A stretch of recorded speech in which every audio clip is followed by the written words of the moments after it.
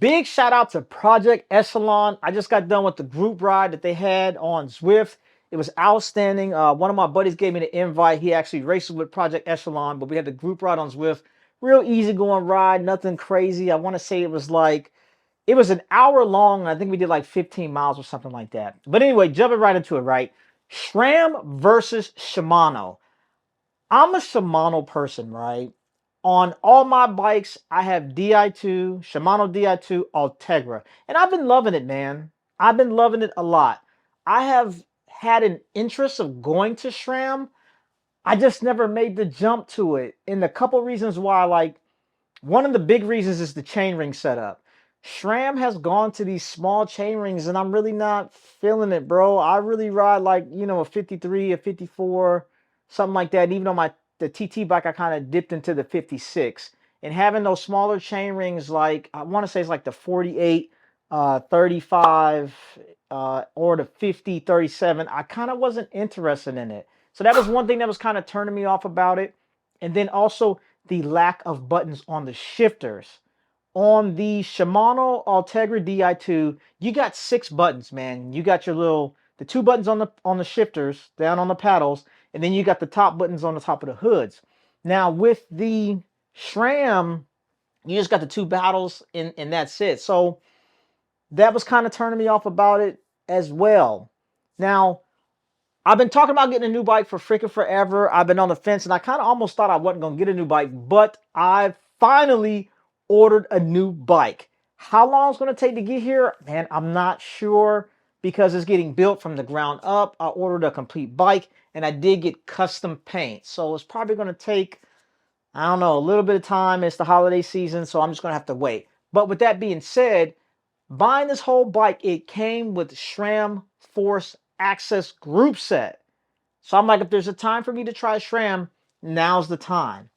So things that I am excited about with the SRAM, it's not the chainring setup, because my chainring setup is a 48-35, which I said I'm not excited about that small chainring. But the chainrings are one piece altogether, and I did get the option with the Cork power meter, and I'm feeling that. That's dope because I'm a big Cork fan. I got Cork on my other 2 bikes, right? But the cassette out back, I'm really interested in that, man. Normally on my cassettes on my 11 speed, I run an 1132, and that's just like perfect for me. It gives me good range. On my SRAM group set, I'm going to be running the 1033. I'm very interested in this 10-tooth cog, man. I'm very interested, and I want to see how is it going to spin riding that 48 chainring. Is it going to give me the speed that I want? So I'm gonna have to play with that. But overall, the entire cassette, I really like the jumps in the cassette, right? So with the 12 speed on the SRAM, the 1033, the cassette jumps it's a 10, 11, 12, 13, 14, 15, 17, 19, 21, 24, 28, 33. Now, towards the middle of cassette, I like those 2-tooth jumps, that 15, 17, 19, 21. That's my sweet spot.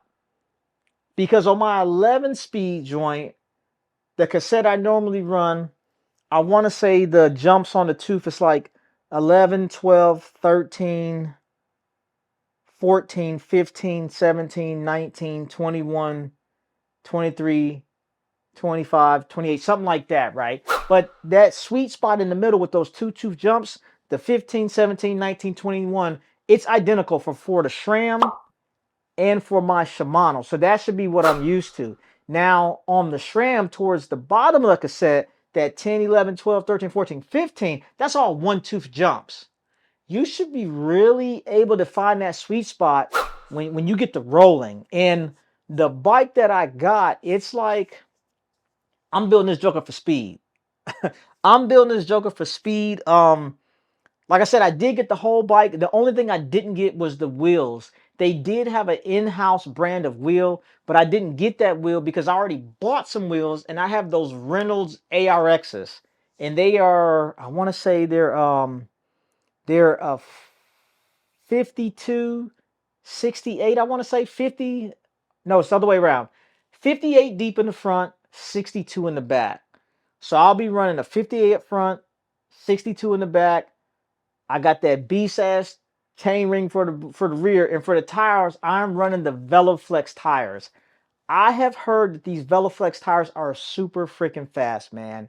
So altogether, I'm really excited about the SRAM just to see what it's about.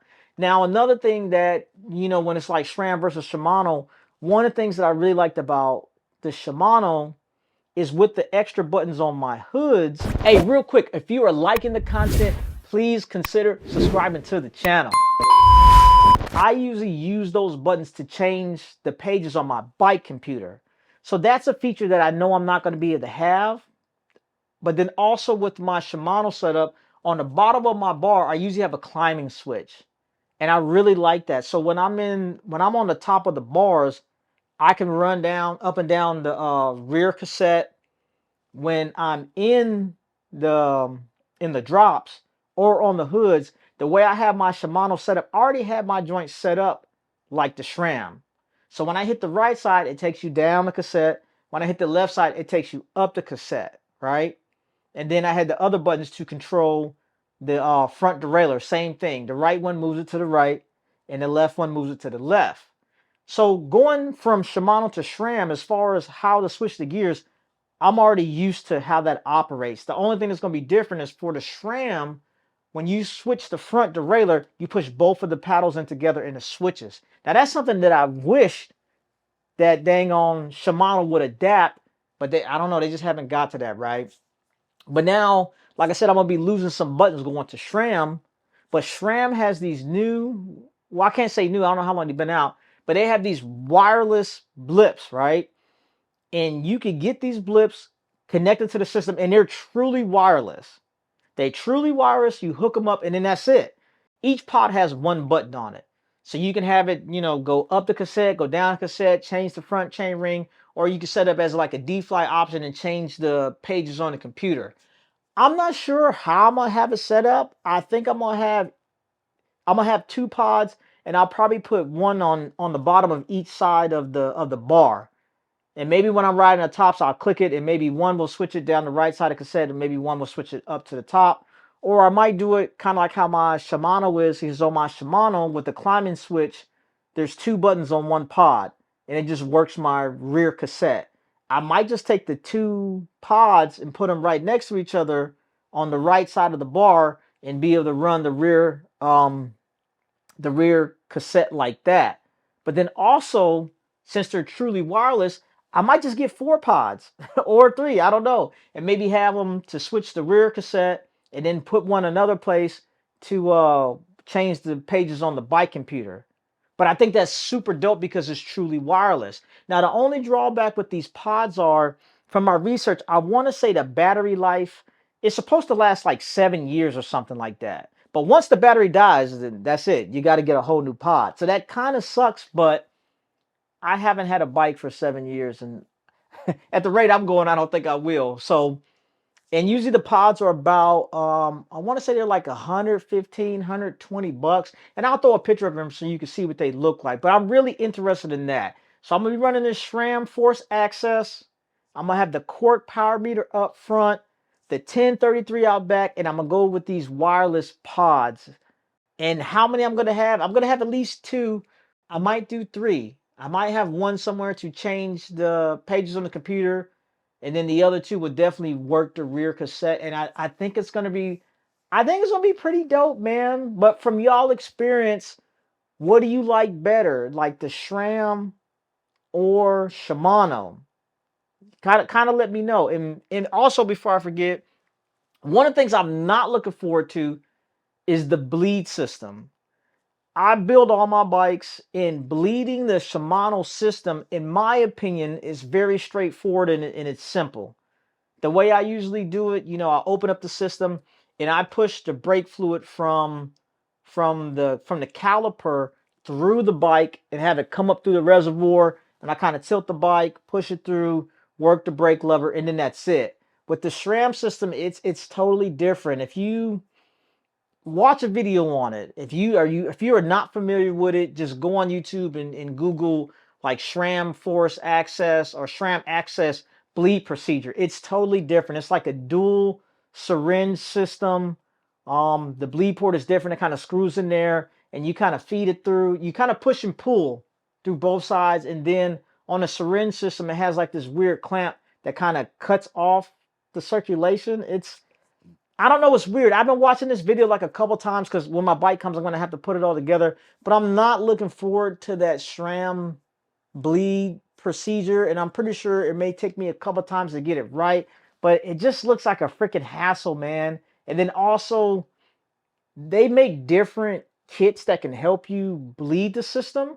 And you can get some third-party ones, but I didn't go with the third-party. I just got the SRAM official joint. It's like the SRAM Pro bleed kit. But that kit was like $100, man. $100. But I'm like, you know, I paid all this money for this bike. I'm gonna have this SRAM system on here, and then I'm also get the right tools so that way I can make sure I do the job correctly. Because if you're gonna do it right the first time and be done with it. Another thing that's different too is that with the Shimano system tastes like it takes the mineral oil, but the SRAM system takes the dot fluid. So it's kind of like a real brake, I guess. So I'm interested to see how all that's gonna go. And once I get the bike together and kind of ride a little bit, I'll give you my honest feedback as far as like what do I think is better, whether I think it's the SRAM or the Shimano. Like right now, I'm Team Shimano, but that's all I know. And like I said, buying this new bike, I had the opportunity to try SRAM. You know, the GroupSet was part of the bike, the package. I was like, forget it. If it's a time to try it, the time is now. So I'll be going SRAM, man. But what do you guys like better? Should you go SRAM or should you go Shimano? Let me know. That's all I got for y'all, man. I am out.